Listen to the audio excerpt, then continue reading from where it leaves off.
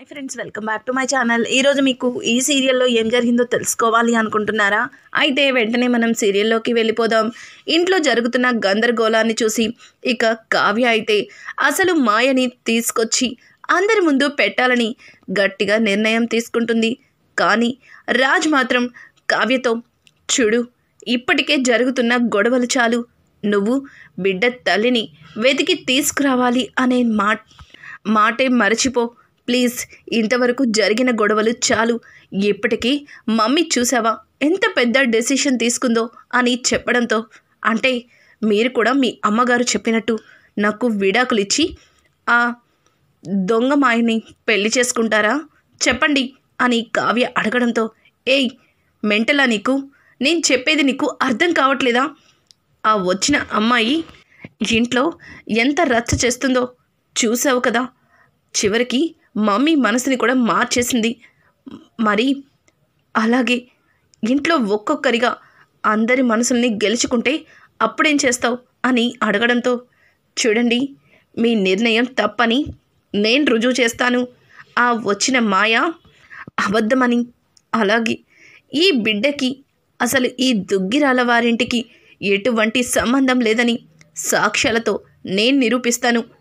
ఎందుకంటే ఏ కన్న తల్లైనా సరే పాలు తాగే పసిపిల్లని ఇన్ని రోజులు వదిలిపెట్టదు. కానీ ఒక పసిబిడ్డని వదిలేసి కేవలం డబ్బు కోసమే ఆ మాయ నాటకం ఆడుతుందని నాకు అర్థమైంది. మీరు ఏం అర్థం చేసుకోకుండా ఇలా ఎలా ఉన్నారండి అని అడగడంతో, అని కావ్య మళ్ళీ బిడ్డ తల్లి ప్రస్తావన తీసుకొస్తుంటే, చూడు మహాతల్లి, ఇంతవరకు జరిగిన గొడవలు చాలు. ఇప్పుడు ఆ బిడ్డ తల్లి గురించి నేను చూసుకుంటాను. ముందు ఇంట్లో ఉన్న ఆ జిత్తుల మారి చిత్రాన్ని ఎలా పంపించాలో దాని గురించి ఆలోచించు అని అడగడంతో, చూడండి, వీటన్నిటికీ సొల్యూషన్ ఒకటేనండి, మీకు అర్థం కావట్లేదు అని చెప్పి ఇంకా కావ్య రాజులిద్దరు కూడా మాట్లాడుకుంటూ ఉండగా ఇంతలో కావ్యకి అప్పు అయితే ఫోన్ చేస్తుంది. అప్పు, అక్క నువ్వు అర్జెంటుగా రావాలి అని చెప్పడంతో, ఇంకా కావ్య, ఎక్కడున్నా నువ్వు, ఎక్కడికి రావాలి అని అడగడంతో, నీకు ఇప్పుడే నేను లైవ్ లొకేషన్ పంపిస్తున్నాను, నువ్వు అర్జెంటుగా అక్కడికి రా, ఇక్కడికి వస్తే చాలా నిజాలు తెలుస్తాయి అని చెప్పడంతో ఇక వెంటనే కావ్య, సరే నేను ఇప్పుడే బయలుదేరుతాను అని ఇంకా కావ్య అప్పుతో అంటుంది. పక్క నుంచి రాజ్, ఏమైంది, ఎక్కడికి వెళ్తున్నావు, అప్పు ఎందుకు ఫోన్ చేసింది అని అడగడంతో, ఏమో నాకు కూడా తెలీదండి, అర్జెంటుగా వస్తే అక్కడ చాలా నిజాలు తెలుస్తాయని అప్పు ఇప్పుడే నాకు ఫోన్ చేసింది అని చెప్పడంతో ఇంకా రాజ్ కూడా కావ్యతో, నేను వస్తాను అని చెప్పి బయలుదేరుతుంటుంది. ఇంకా ఇద్దరు కూడా అప్పు పెట్టిన లొకేషన్ దగ్గరకైతే బయలుదేరుతారు. ఇది ఇలా ఉండగా ఇక కళ్యాణ్ అప్పుని వెతుక్కుంటూ అప్పు ఉన్న ప్లేస్కే వెళ్తాడు. అప్పు కళ్యాణ్ని చూసి, ఏ కవి, నువ్వేంటి ఇక్కడున్నావు, అయినా నువ్విక్కడికి ఎందుకు వచ్చావురా బాయ్ అని అడగడంతో, అదేంటి అప్పు అలా మాట్లాడుతున్నావు, ఇప్పటికే ఇంట్లో పరిస్థితులు చాలా క్రిటికల్గా ఉన్నాయి, ఎవరో ఒక అమ్మాయి వచ్చి తనే బిడ్డ తల్లి అని చెప్తుంది, అసలు తన వల్ల పెద్దమ్మ చాలా పెద్ద నిర్ణయం తీసుకుంది, అది విన్న దగ్గర నుంచి నాకెందుకో టెన్షన్గా ఉంది, అసలు ఇంట్లో జరుగుతున్న గొడవలన్నింటికీ కారణం వదిన తీసుకొచ్చిన ఆ మాయ వల్లే, వదిన ఇంత పెద్ద పొరపాటు చేస్తుందని అస్సలు అనుకోలేదని చెప్పి ఇక కళ్యాణ్ మాట్లాడుతూ ఉంటే, ఇంతలో అప్పు, చూడు కవి, ఇంట్లో జరుగుతున్న గందరగోళం అన్నింటికీ కూడా అక్కతో పాటు నేను కూడా కారణమే, ఎందుకంటే అక్కకి సహాయం చేసింది నేనే, కానీ ఇంట్లో ఉన్నది ఆ బిడ్డకి నిజమైన తల్లి కాదు, అదొక మాయలాడి, దాని పేరు చిత్ర అని చెప్పడంతో, ఏం మాట్లాడుతున్నావు అప్పు, ఇంట్లో ఉన్న ఆ బాబు తల్లని చెప్పి వచ్చిన దాని పేరు చిత్రనా, మరి మాయాని ఎందుకు అబద్ధం చెప్పింది, పైగా అన్నయ్యకి తనకి సంబంధం ఉందని, తనకి అన్నయ్యకి కలిసి ఆ బిడ్డ పుట్టాడని తనెందుకు అబద్ధం చెప్పింది, తను చెప్పింది అబద్ధమని ఎందుకు వదిన అందరి ముందు నిజం చెప్పలేకపోయింది అని అడగడంతో, చూడురాబాయ్, మాకు కూడా అది చిత్ర అన్న సంగతి తెలీదు, అది ఇంటికి వచ్చి వేరేలాగా ప్లేటు పిరాయించి ఇంకొక రకంగా చెప్పింది, అది మాకు దొరికినప్పుడు ఒకలాగా మాట్లాడింది, ఇదంతా చేయించింది ఎవరో తెలుసా? ఇంట్లో గోతికాడ నక్కలాగా కాచి కూర్చుంటుంది మీ రుద్రాణి అత్త. ఆవిడే ఇదంతా చేయించింది. సరేలేరా బాయ్, ఇదంతా నీకెందుకు? పోయి నీ పెళ్ళానికి ఏం కావాలో అది చూసుకో. మళ్ళీ నాతో చూసిందంటే నీతో లొల్లి పెట్టుకుంటుంది అని చెప్పి ఇక అప్పు మాట్లాడడంతో, చూడప్పు, ఇది నా కుటుంబ సమస్య. దాన్ని పరిష్కరించే బాధ్యత నాకు కూడా ఉంది. ఈరోజు నువ్వు ఏం చేయాలనుకుంటున్నావో దానికి నేను కూడా సహాయం చేస్తాను అని చెప్పి ఇక కళ్యాణ్ అప్పుతో చెప్పడంతో, చూడరా బాయ్, ఇప్పటికే ఈ విషయాన్ని ఎవ్వరికీ తెలియకూడదని అక్క నా దగ్గర మాట తీసుకుంది. కానీ నువ్వు గట్టిగా అడిగేసరికి చెప్పకుండా ఉండలేకపోయాను అని చెప్పి ఇక అప్పు కళ్యాణ్ ఇద్దరు మాట్లాడుకుంటూ ఉండగానే అనుకోకుండా అక్కడికి కావ్య రాజులు కూడా వస్తారు. కావ్య కళ్యాణ్ని చూసి, కవిగారు మీరేంటి ఇక్కడ ఉన్నారు అని అడగడంతో, వదిన, నాకంతా తెలుసు. మీరు ఇంట్లో ఉన్న సమస్యల్ని పరిష్కరించడానికి చాలా ప్రయత్నాలు చేస్తున్నారు. కనీసం నన్ను నా వంతు సహాయం చేయనివ్వండి, నేను కూడా మీతోనే ఉంటాను అని చెప్పి కళ్యాణ్ మాట్లాడడంతో ఇక రాజ్, రే కళ్యాణ్, నీకెందుకురా? ఇప్పటికే అనామిక చాలా పెద్ద గొడవ చేస్తుంది, నువ్వు ఇంటికి వెళ్ళిపో అని చెప్పడంతో, అన్నయ్య, ఏంటన్నయ్య నన్ను పరాయివాణ్ణి చేసి మాట్లాడుతున్నావు? నేను కూడా ఆ కుటుంబాన్ని వారసుని నువ్వు ఇంకొకసారి ఇలా మాట్లాడకండి అని అంటుంటే ఇక ఇంతలో, సరే కానీ అప్పు, ఎందుకు ఇక్కడికి రమ్మన్నావు? ఇక్కడ ఏవో పెద్ద నిజాలు తెలుస్తాయన్నావు, అసలు ఏమైంది అని అడగడంతో, అక్క, ఆ మాయ అడ్రస్ని పట్టుకుని వెళ్ళాను, కానీ అక్కడ మాయ లేదు. మాయ కాకుండా వేరే ఇంకొకరు ఉన్నారు. ఆవిడ చెప్పిన అడ్రస్కి ఇదిగో ఇక్కడికి వచ్చాను. కానీ లోపల చూసేసరికి నాకు ఒక్క క్షణం మాట రాలేదు అని చెప్పడంతో, ఏం మాట్లాడుతున్నావే? అసలు ఏం చూసావు లోపల చెప్పు అని అనడంతో, అది కాదక్క, ఇది అది అని చెప్పి ఇక అప్పు తడబడుతుంటే పక్క నుంచి కళ్యాణ్, ఏంటప్పు తడబడుతున్నావు? నేనున్నాననే కదా, ఏం పర్వాలేదు, నువ్వు నిరభ్యంతరంగా చెప్పచ్చు అని అడగడంతో, అది కాదురా బాయ్, ఇప్పటికే నా వల్ల మీ ఇంట్లో నీకు నీ పెళ్ళానికి చాలా గొడవలు జరుగుతున్నాయి. ఇప్పుడు నీ పెళ్ళామే ఇదంతా చేసిందని చెప్తే నువ్వు ఇక పూర్తిగా అనామికని క్షమించవేమో అని చెప్పడంతో ఒక్కసారిగా కళ్యాణ్ షాక్ అయిపోతాడు. ఇక అలాగే కావ్య రాజులిద్దరు కూడా కళ్ళు పెద్దవి చేసి అప్పు చెప్పిన మాటకి నోరెళ్ళబెడతారు. అవును, నేను చెప్పేది నిజం. అసలు ఆ మాయని కిడ్నాప్ చేసింది ఇంకెవరో కాదు, అనామికనే. ఇదంతా అనామికనే చేయిస్తుంది అని తెలిసిన తర్వాత నాకు ఏం చేయాలో అర్థం కాలేదు. అందుకే ఇమీడియట్లీ మిమ్మల్ని ఇక్కడికి రమ్మని చెప్పాను. ఒక్కసారి నాతో పాటు రండి అని చెప్పి అప్పు వాళ్ళ ముగ్గురిని తీసుకెళ్ళి దొంగచాటుగా చూపిస్తుంది. అక్కడ మాయతో పాటు అనామిక ఉంటారు. మాయని కట్టి పడేసి ఇక అనామిక అయితే, నువ్వు ఇక్కడ ఉంటే మా ఇంట్లో ఉన్న ఆ మాయ ఎవరు? ఇదంతా నువ్వాడిస్తున్న నాటకమే, నాకు తెలుసు. చెప్పు, ఆ మాయ ఎవరు? నీకేమవుతుంది? అసలు నిన్ను నేను చెప్పినట్టుగా నటించముంటే నువ్వు ఏకంగా ఆ నటనలో జీవించేస్తావా? నాకు తెలియకుండా మావయ్య గారి దగ్గర నుంచి డబ్బు వసూలు చేస్తావా అని చెప్పి ఇక అనామిక అయితే మాయని చెడమడ తిడుతుంది.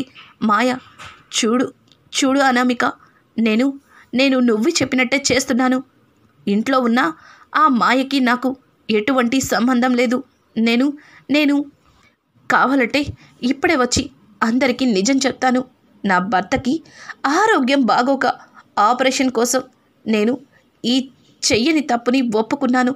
కానీ నా బిడ్డని దూరం చేసుకొని ఎంతలాగా బాధపడుతున్నానో నా గుండె కోతని నీకు అర్థం కావట్లేదు అని చెప్పి మాయ ఇక అనామికతో అంటుంటే, ఏయ్, ఇదంతా డబ్బు కోసమే చేస్తున్నావు కదా.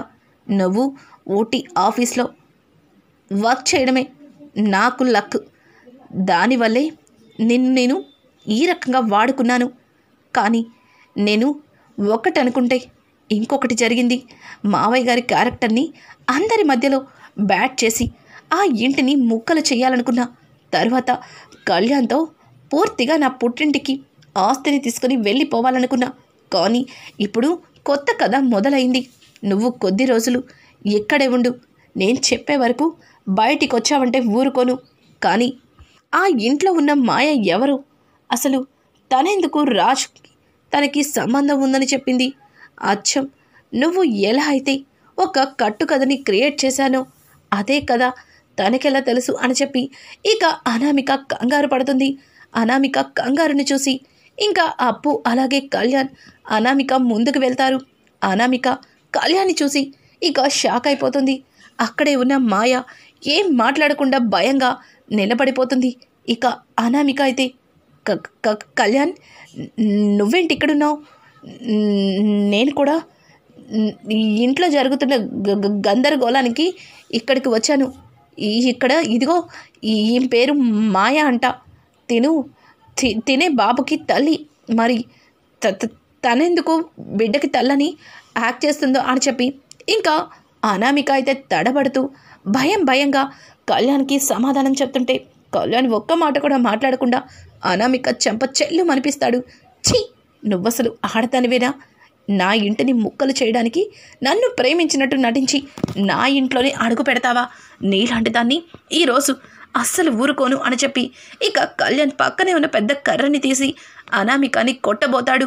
ఇక అనామిక అయితే ఆగు కళ్యాణ్, ఆగు కళ్యాణ్ అని చెప్పి అనామిక ఇక అక్కడి నుంచి తప్పించుకోవడానికి ప్రయత్నిస్తుంది.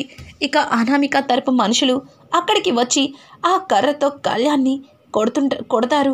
ఇక ఇక్కడ చూస్తే కావ్య రాజులిద్దరూ పారిపోతున్న మాయని పట్టుకోవడానికైతే ప్రయత్నిస్తారు.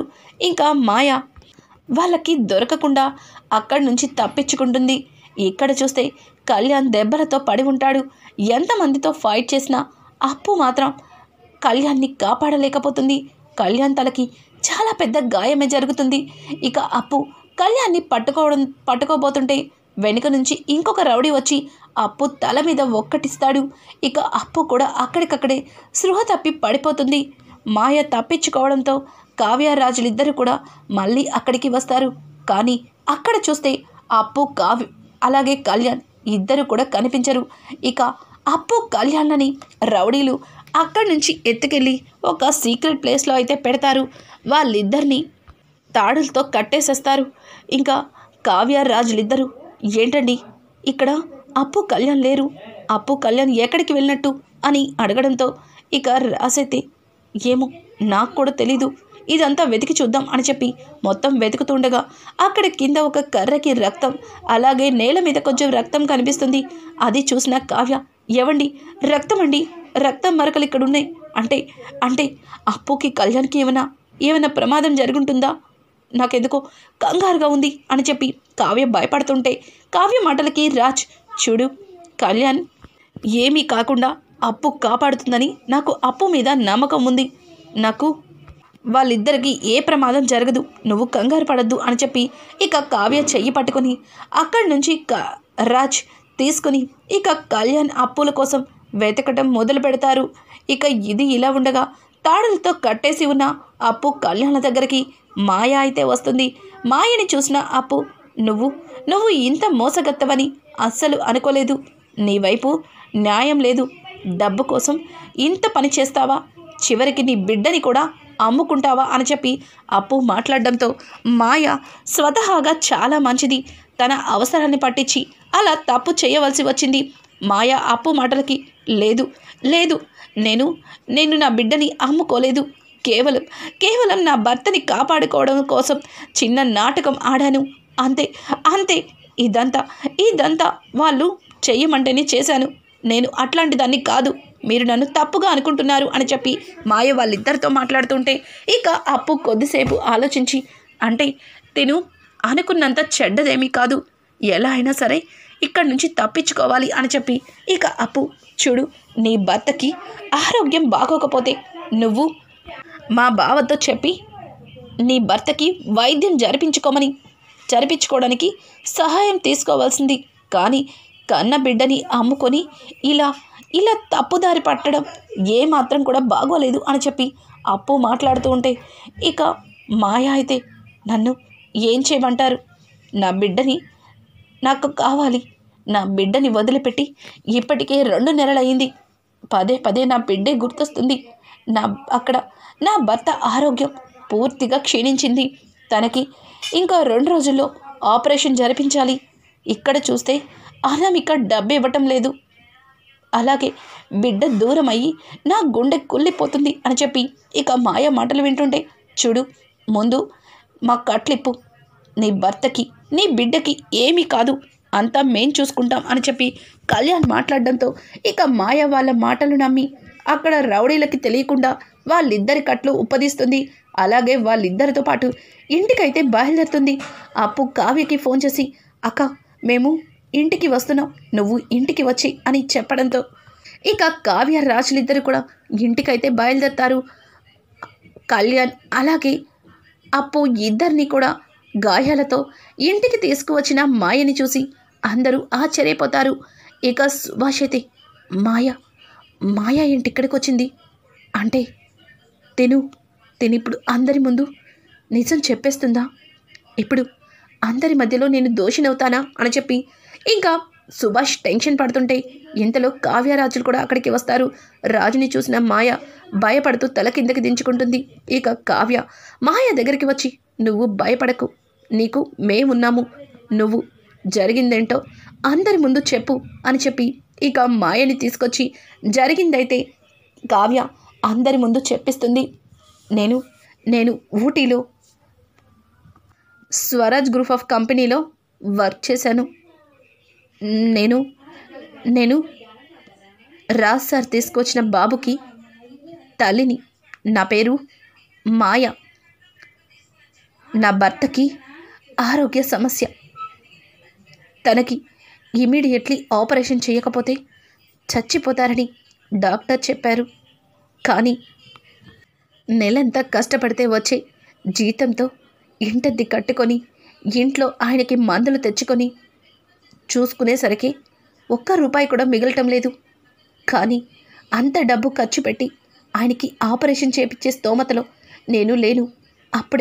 అప్పుడే అనామిక నా ప్రాణ స్నేహితురాలు గుర్తొచ్చింది.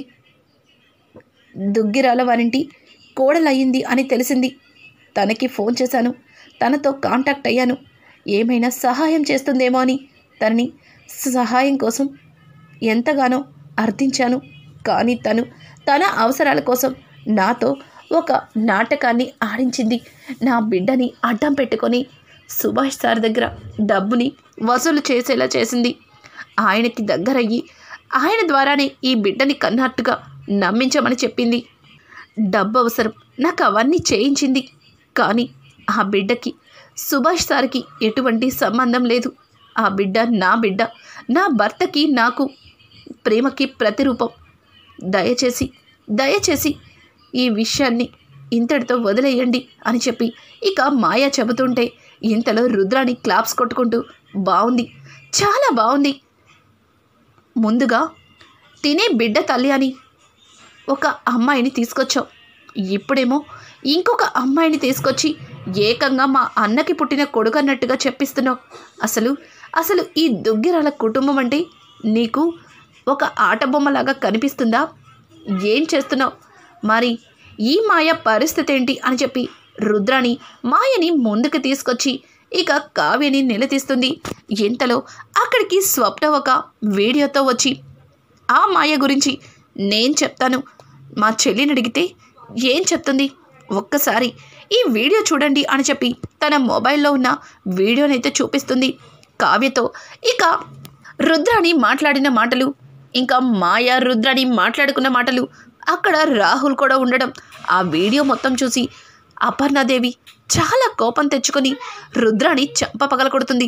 రుద్రానితో పాటు మాయ చెంప పగలకొడుతుంది. పిచ్చి వేషాలు వేస్తున్నారా? అసలు ఏమనుకుంటున్నారు అని చెప్పి ఇంకా అపర్ణ అయితే రుద్రాని మాయాల్ని మెడ పట్టుకొని నిర్దాక్షిణ్యంగా బయటకి గెంటేస్తుంది. కానీ సీతారామయ్య పెద్ద మనసు కాబట్టి రుద్రాని చేసిన తప్పుకి ప్రాయశ్చిత్తంగా తనతో ఎవ్వరూ మాట్లాడకూడదు, తను ఈ కుటుంబంలో ఉన్నా సరే తనని ఇంట్లో ఒక బహిష్కరించినట్టుగా ఉంచమని చెప్పి సీతారామయ్య నిర్ణయం అయితే తీసుకుంటారు. కానీ సుభాష్ ఒక ఆడపిల్ల మోజులో పడి నిజంగానే తను తప్పు చేశాను అన్నంత నమ్మకం కలిగేలా చేశారు అంటే తనది కూడా ఎంతో కొంత తప్పు ఉందని చెప్పి అపర్ణ సుభాష్ని దూరం పెడుతుంది. ఇంకా అలాగే కావ్య చేసిన పనికి కావ్యని మాత్రం ఒక్క మాట కూడా మాట్లాడకుండా అక్కడి నుంచి వెళ్ళిపోతుంది. ఇక రాజైతే ఇంట్లో గొడవలు సర్దుమణుగుతాయి. ఇంకా తన భర్త కోసం వచ్చిన మాయకి సహాయం చేస్తాడు. అలాగే తన బిడ్డని తన దగ్గరికి చేర్చుతాడు. ఇక నుంచైనా రాజ్ కావ్య మీద ఉన్న ప్రేమని తనతో చెబుతాడా?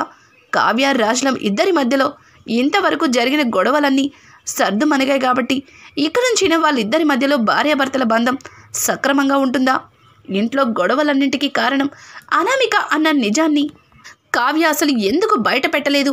రానున్న ఎపిసోడ్స్ అయితే మరింత ఇంట్రెస్టింగ్గా మారబోతున్నాయి. ఈ వీడియో మీకు నచ్చినట్టయితే లైక్ చేసి సబ్స్క్రైబ్ చేసుకోవడం మాత్రం మర్చిపోకండి. Thanks for watching.